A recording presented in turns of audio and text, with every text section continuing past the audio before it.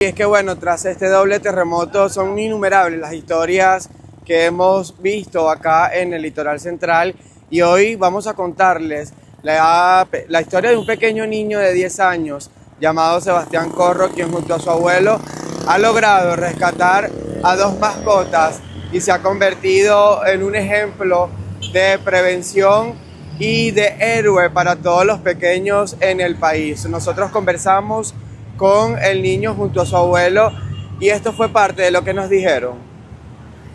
Bien, ¿Por qué te sientes bien? porque me gusta hacer lo que estoy haciendo. ¿Desde cuándo estás haciendo esto? Desde que empezó el terremoto, ¿Y qué has hecho? ¿Cuántas personas has rescatado? ¿Animales? un perro y un gatico, bombero, ¿Por qué? porque me gusta lo que hace. Trabajar para que el estado se vea bonito ahora. Sí, Sebastián asegura que estará junto a su abuelo recorriendo cada uno de los 3 puntos críticos de este doble terremoto para ayudar a las personas y así seguir siendo ejemplo para el mundo.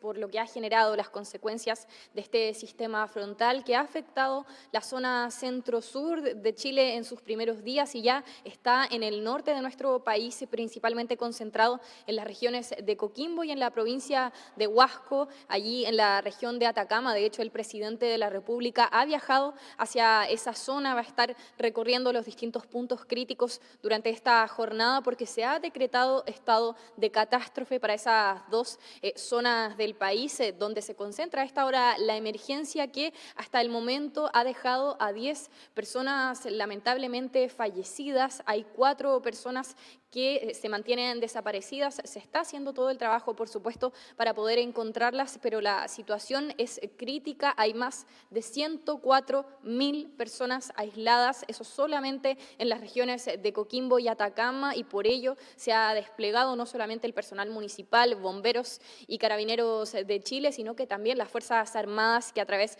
de la tecnología y las distintas maquinarias pueden acceder a esas zonas que son complejas, que han destruido por completo carreteras, desbordes de ríos, que han arrasado con localidades completas y por ello se mantienen esos trabajos. Sigue la lluvia en esas zonas del país, de hecho hay puntos en donde no hay acceso al agua potable, se han desplegado distintos puntos para que las personas puedan abastecerse, eso en las localidades de La Serena y particularmente en Ovalle, y también hay cortes de electricidad producto de esta emergencia. Las regiones más afectadas, Valparaíso y Coquimbo, que mantienen cerca de 100.000 clientes sin luz. Se hacen los trabajos para poder agilizar que vuelva ese servicio, porque además de enfrentar las fuertes lluvias, están viviendo esa situación en medio de la emergencia.